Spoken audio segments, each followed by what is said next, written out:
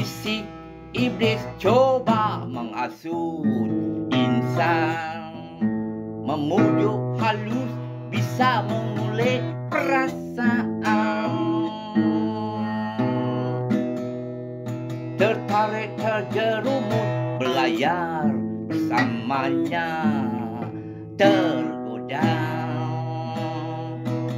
memberontak jiwa berputar di minda terpedaya, mengemudi bahtera mabuk di lautan dunia, menikmati syurga berombak hayalan bergelora, kencang hingga ke dasar, deras hanyut tenggelam, bergelombang tanpa sedar, lemah sesat di dalam lubuk mungkar, dilarang Allah menghirup.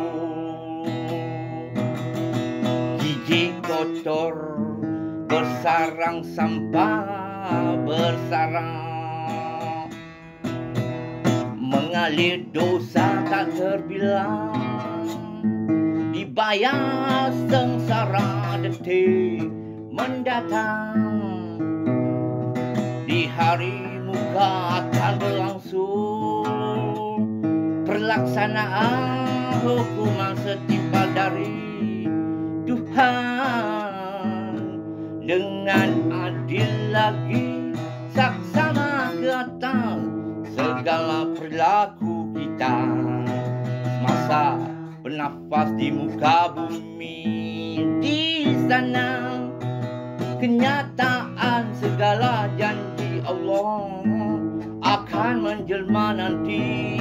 Oleh itu selagi di kehidupan mengecap nyawa, perlu mencari jalan menghadap mulia ke arah kebenaran, merangkak ke akhirat bersama, teguh di dada erat keimanan.